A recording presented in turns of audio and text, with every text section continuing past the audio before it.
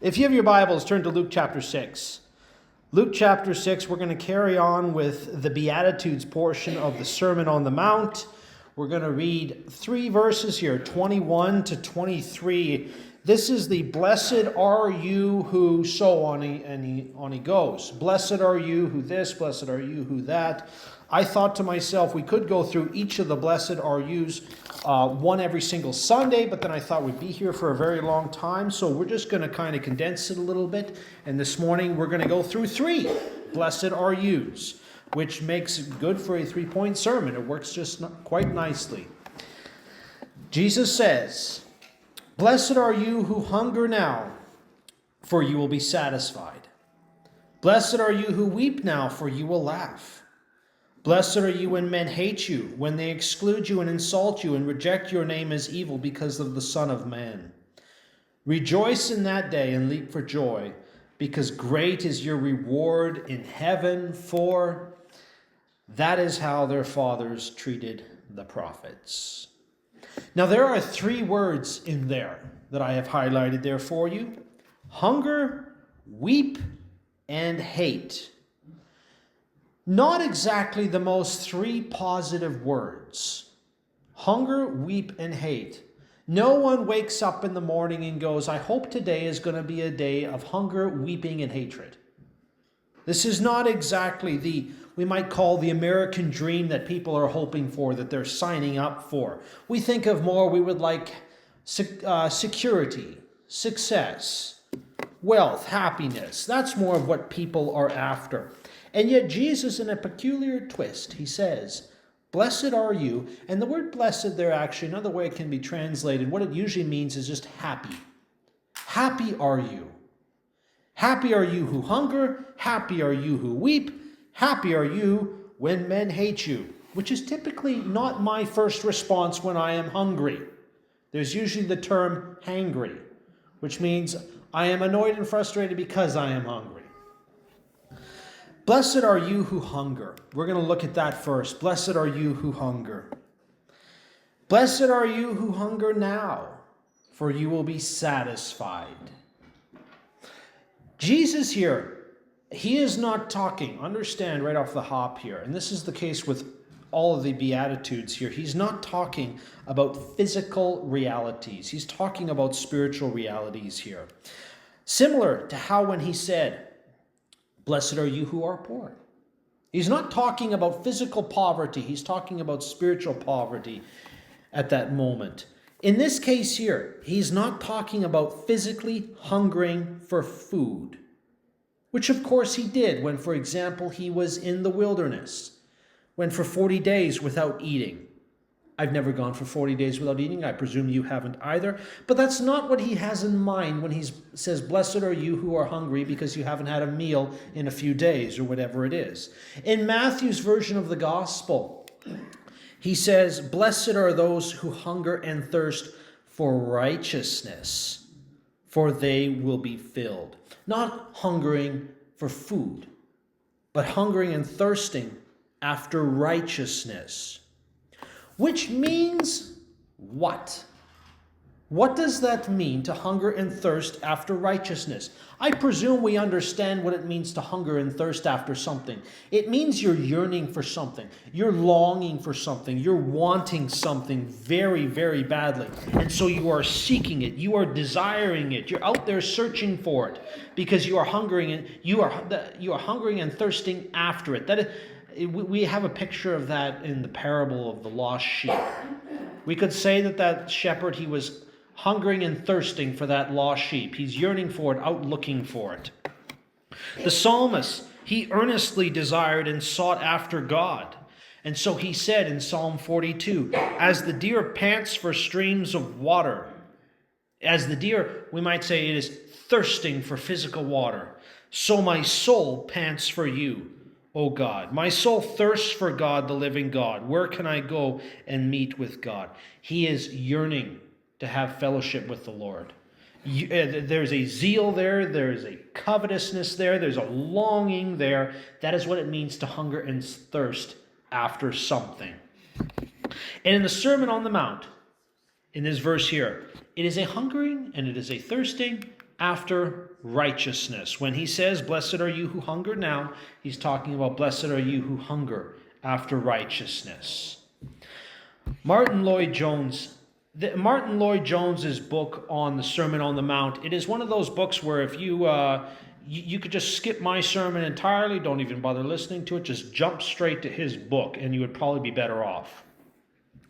The desire for righteousness, he says, the act of hungering and thirsting for it, means ultimately the desire to be free from sin in all its forms and in its every manifestation.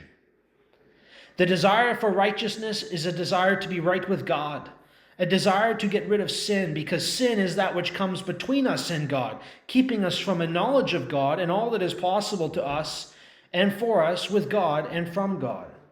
The man who hungers and thirsts after righteousness is the man who sees that sin and rebellion have separated him from the face of God and longs to get back into that old relationship, the original state of righteousness in the presence of God.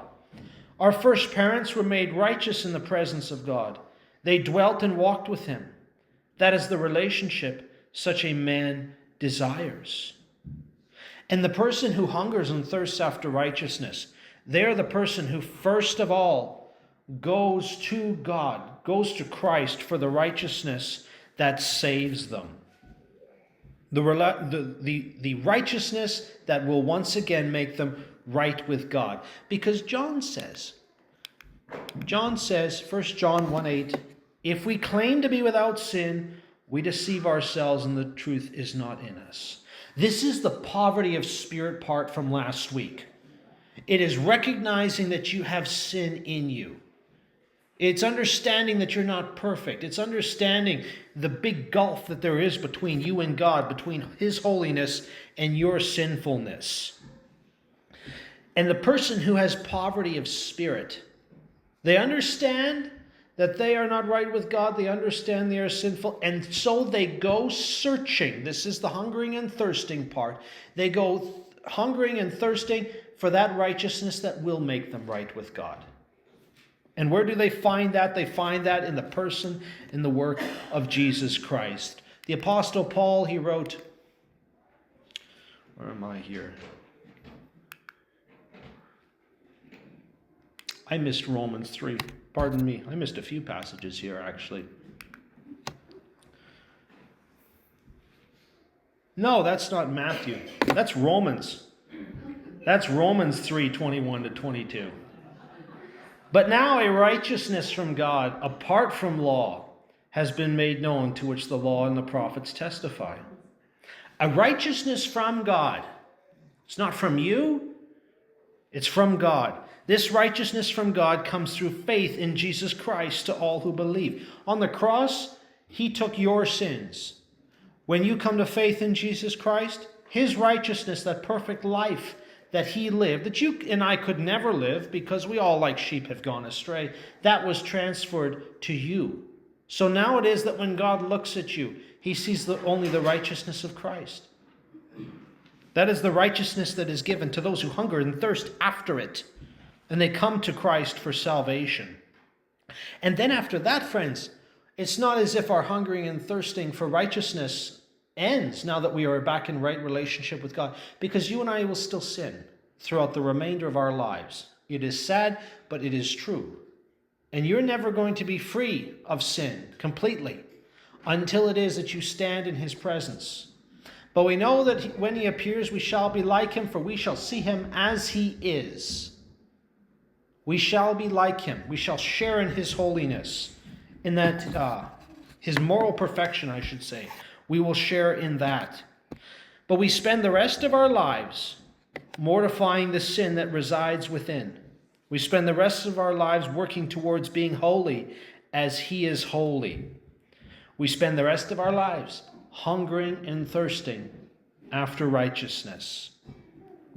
Paul, he put it this way, and that is Ephesians 4:22-24.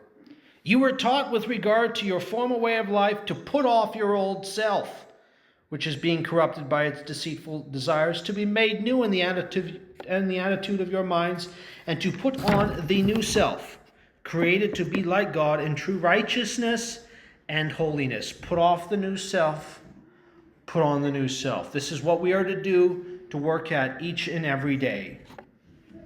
The Christian, we as Christians will spend the rest of our lives hungering and thirsting after the fruit of the Spirit. Love, joy, peace, patience, kindness, goodness, faith, on it goes. We'll spend the rest of our lives hungering and thirsting after holiness. We'll spend the rest of our lives hungering and thirsting to be more like Christ. The question is do we hunger and thirst after righteousness in that way? That is the question. You can hunger and thirst after a lot of things in this world. People will hunger and thirst after success. That's what they're aiming for. They're trying to make it to the top of the proverbial ladder, to the top of the proverbial food chain. They're trying to be the best that there is in their particular line of work. They're hungering and thirsting after this, that, or the other thing. And even Christians, we hunger and thirst after certain things. When we first bought our house a few years ago, we spent a few years hungering and thirsting to get the mortgage paid off. That was something we were after in life. That was a goal right there. We don't often think about it, friends, but is the goal in your life, and is the number one goal, to be like Christ? To be righteous as he is righteous. Whoever claims to live in him must walk as Jesus did. What are you aiming for in life? What are you trying to get to? What are you going after? He says here, blessed are those who hunger and thirst. Blessed are those who are going after righteousness. That is the goal. That is the goal. And what happens to them? The promise is in Luke 6:21, for you will be satisfied. I think of that line actually from C.S. Lewis's The Chronicles of Narnia. Don't ask me which book it is in. I can't remember. But he said at one point, the great lion Aslan said, all find what they truly seek. If you are seeking after righteousness, you're hungering and thirsting after it, the promise here is that you will find it. Not in this life again. You will not reach perfection in this life. There are people who say that they have reached perfection in this life, that they don't sin anymore.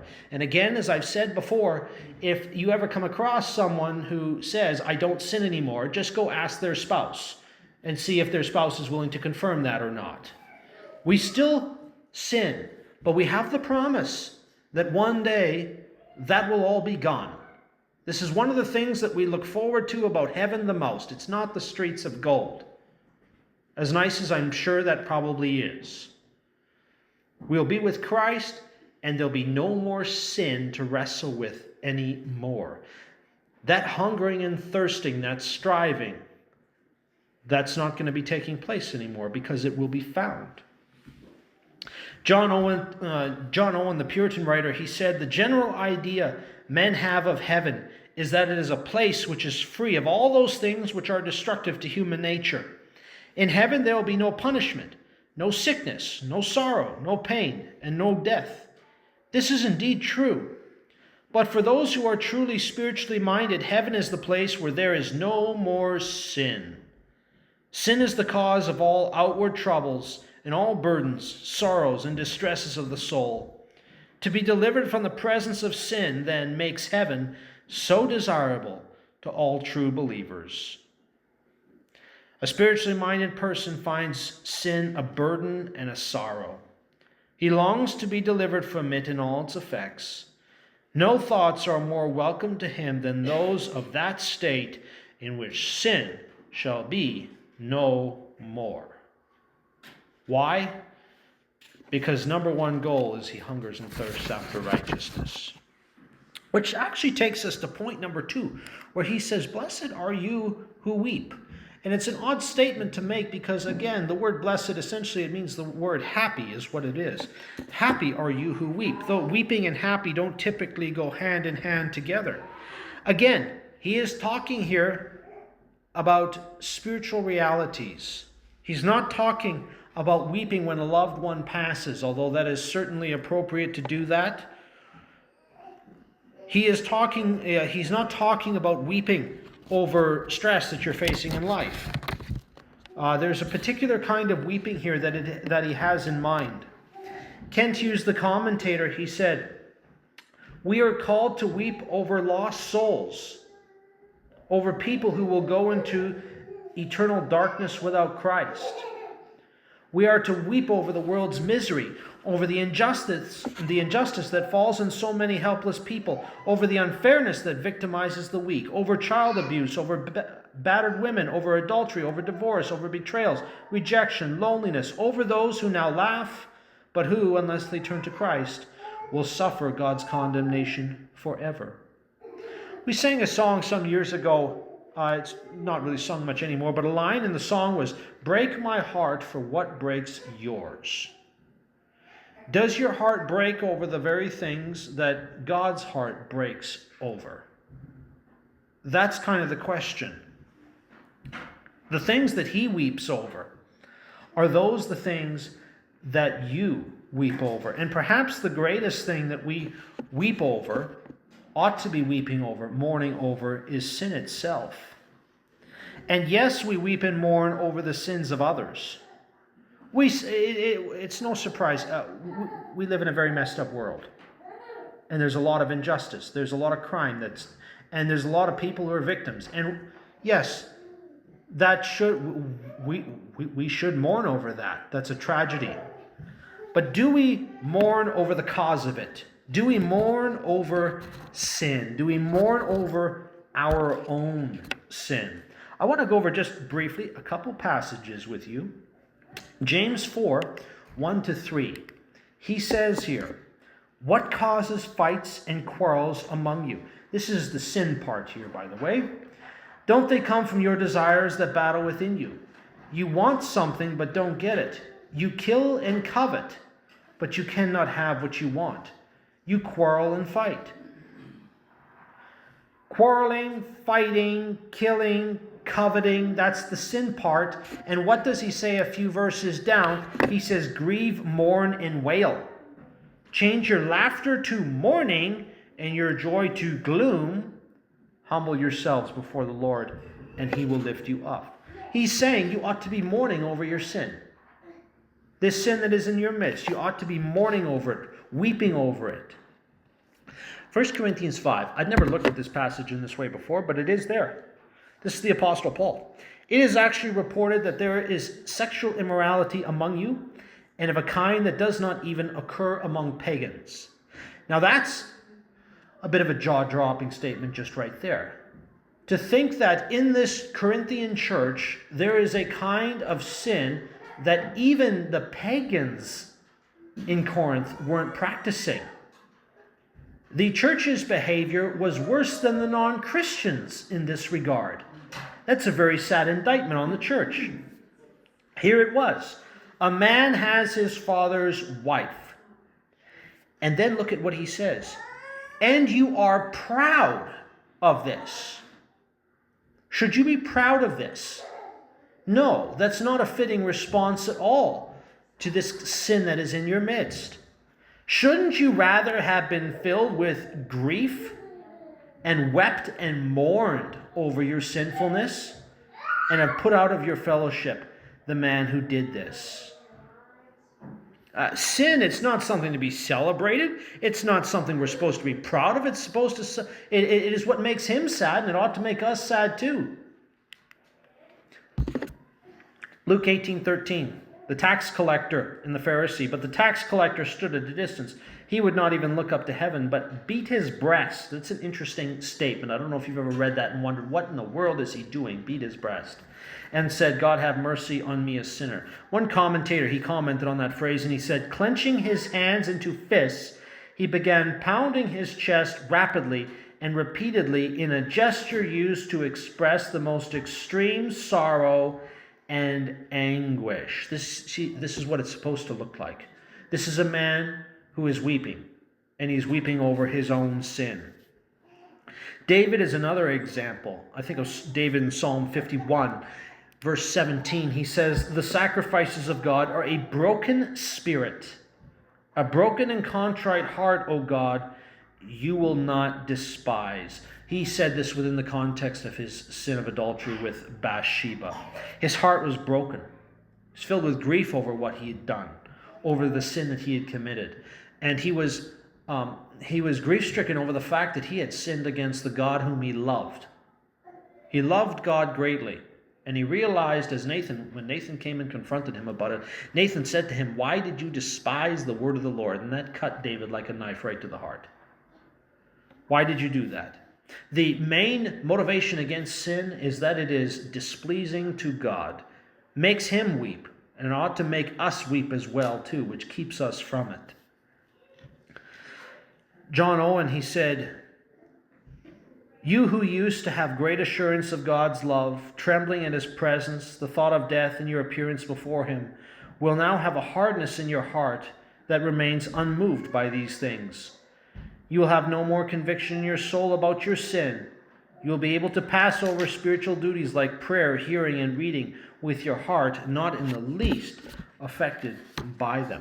That's not a condition we ever want to find ourselves in, where our heart is unmoved by our sin. It's not just that we don't weep and wail over it anymore, it's that it's unmoved completely. It's completely hard to it.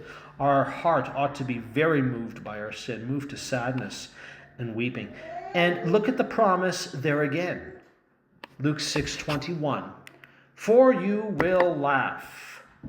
Once there will be weeping, that will give way to laughter." We think of the psalmist actually where he said, "Weeping may remain for a night, but rejoicing comes in the morning." And it is while that we are here on this earth, friends, that we as Christians, we hunger and thirst after righteousness. And because we hunger and thirst after righteousness, we weep over sin. We mourn over it. We are sorrowful for it. We are disturbed by the fact that it is in our lives. But one day again, friends, our mourning will be turned to laughter when it is that we are in the presence of Christ, and there will be no, what does he say in Revelation?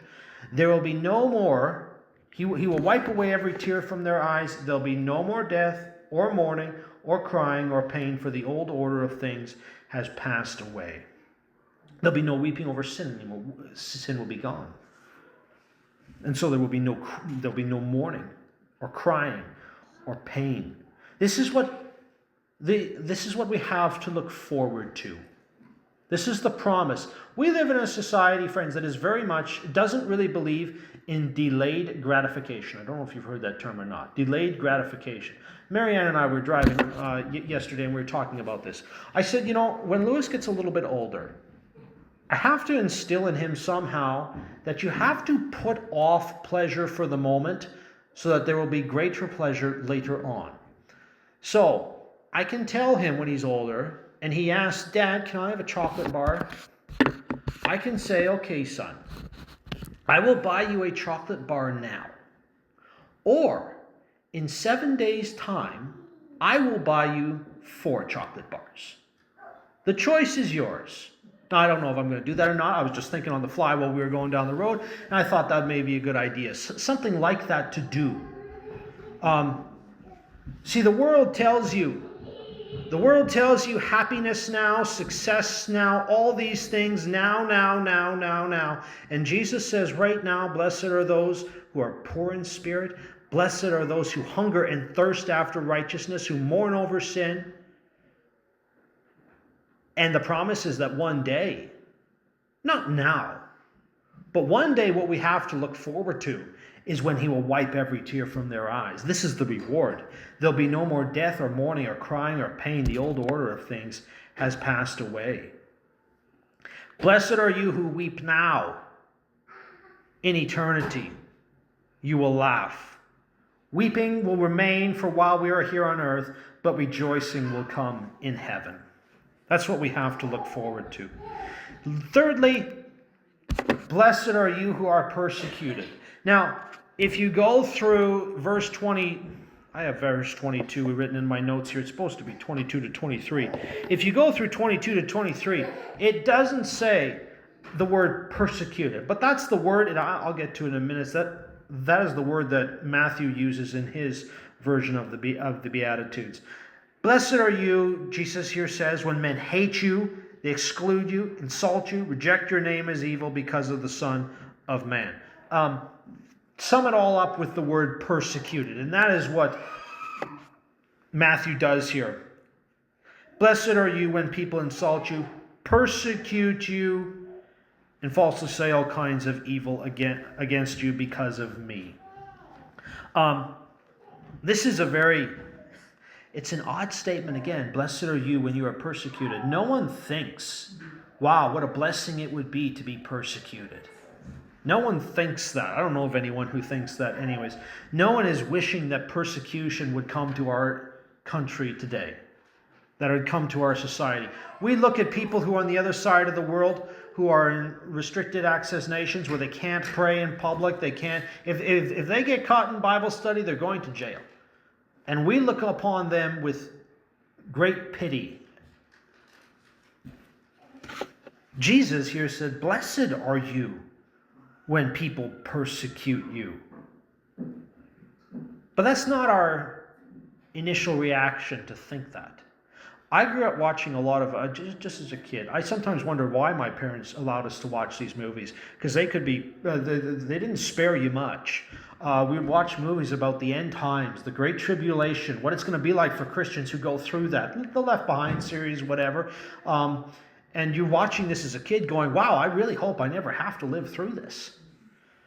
Because we don't necessarily want persecution. We don't want tribulation. Jesus, he said it's actually, if we break it down here, what he's saying, it's actually a good thing to face persecution. It is actually cause for rejoicing, which is why you'll notice he says, rejoice in that day and leap for joy when you are persecuted. Odd thing to say. And again, we see an example of this in the book of Acts that Gordon read earlier. The apostles left the Sanhedrin rejoicing, because they had been counted worthy of suffering disgrace for the name. Now understand, okay, when we are talking here, when he is talking about being persecuted, he's not talking about people persecuting you for any and every reason. So, when I walk into the church this morning, or when Jason walks into the church, and he describes me as it was a short round truck driver I was, right, Jason? That was how I got described this morning. Now, I don't take much offense to that, because compared to Jason, everyone is short and round. So, this is not persecution, though, for the gospel, friends. This is that's not what it is. We have two vehicles. We have our car, and we have my little truck, which I've had with me since 2012. And along the way, I got made fun of for my little truck, because I had friends who had bigger trucks. And they would say, Luke, you have a little baby truck, you know that. And I would say, yes, but mine's paid for. How's yours doing? That's not persecution for the gospel. And that's not the persecution that Jesus has in mind here. When he says, blessed are you when people persecute you. If we want a biblical picture of what we're looking at, we're talking about men like Daniel, who was thrown into the lion's den because he refused to stop praying to God. We're talking about John the Baptist, who was beheaded ultimately because he was a preacher of righteousness. We're talking about the apostles, 12 of whom were martyred for their faith. We're talking about Stephen. He was the first martyr. And we're talking also about Jesus Christ himself, who came to do the will of the one who sent him, and he was killed for it. All individuals who suffered because of their faith. Apostle Paul, he said, everyone who wants to live a godly life in Christ Jesus will be persecuted. We don't understand too much of this in our society. Again, we still live in a very free society in this regard. There is mild persecution. It was not this week, the last weekend when the phone rang during the service. It was a fellow who was most perturbed over the fact that he got an invitation to a free church barbecue. Very upset by it. I'd never had anyone complain before about getting an invitation to a free barbecue. Well, whatever. But it was because Christians are not good people, because they don't go along with the LGBTQ plus all of that. That is, friends, a mild form, what we could say, of the kind of persecution that we have in mind here. A mild form of it. Probably going to get worse, though. Much worse. Jesus' whole point, this kind of persecution because of one's faith in Christ and obedience to Christ, it's actually a positive thing. It's cause for rejoicing. It just depends on your perspective on it. Different reasons for why persecution can be viewed as a positive thing. Persecution can actually serve to advance the gospel. Very helpful in that regard. I really should have had a cup of coffee before I put all my slides together. But after 2 Timothy 3:12, there is supposed to be Acts chapter 8 and verse 1, which was the day Stephen was stoned. The first martyr, he was stoned. And the text says, on that day, a great persecution broke out against the church at Jerusalem, and all except the apostles were scattered throughout Judea and Samaria. They were persecuted in Jerusalem. So what happened? They spread all over the place. And wherever they went, the gospel went with them. The gospel spread because of the persecution that broke out. Another reason is the purification of the church. Chuck Colson, he said this. There's a statement I read some time ago by him, stuck with me. He said, when the church isn't being persecuted, it is being corrupted. Those two options. When the church isn't being persecuted, it is being corrupted. You'll recall Jesus warned about wolves in sheep's clothing. Individuals who will come along and deceive and lead people astray. But, friends, in times of persecution, when the sheep are going to jail, when the sheep are being executed because of their faith, you're not going to find a wolf running around in sheep's clothing, because he doesn't want to meet that same fate. Persecution, you might say, in regards to the church, it separates the wheat from the chaff. That's another positive. But in our text here this morning, Jesus said, rejoice when you're persecuted because, and here's the eternal part again, friends, great is your reward in heaven. Great is your reward in heaven. Martin Lloyd-Jones, he said, the non-Christian does everything he can not to think of the world beyond. That is the whole meaning of the pleasure mania of today. It is just a great conspiracy and effort to stop thinking, and especially to avoid thinking of death and the world to come. People try and put it out of their minds as much as they can. The Christian, it's the opposite. It's the opposite. He thinks about it as much as he can. This is typical of the non-Christian. There is nothing he so hates as talking about death and eternity. But the Christian, on the other hand, is a man who thinks a great deal about these things and dwells upon them. They are great controlling principles and factors in the whole of his life and outlook. The Christian is a man who should always be thinking of the end. He does not look at the things which are seen, but at the things which are not seen. We keep our eyes, we keep our minds on eternity. If we didn't, we would have much cause for despair, and we could even slip into despair. Because we look at the persecution now and we go, what's the point of all this? Why this? We look at the weeping now and we go, what's the point of this? We keep our eyes fixed on eternity. You've probably heard the saying that people can be so heavenly minded that they are of no earthly good. That is simply not true. It is usually people who are heavenly minded, people who have their minds fixed on eternity, who are thinking about eternal matters, who are thinking about where people are going to go and spend eternity. That is the person who is of very much earthly good. Martin Lloyd-Jones, he said, unmixed joy and glory and holiness and purity and wonder, that is what is awaiting us. That is your destiny and mine in Christ, as certainly as we are alive at this moment. How foolish we are that we do not spend our time in thinking about that. Exactly what Jesus says here, what is he talking about? He says, your reward in heaven. We're not too sure what exactly that's going to look like. The Bible talks periodically about rewards in heaven, doesn't go into great detail about it. So we're not too sure what exactly it is going to look like specifically. But friends, the promise here in these Beatitudes is that it will be well worth it. Well worth it.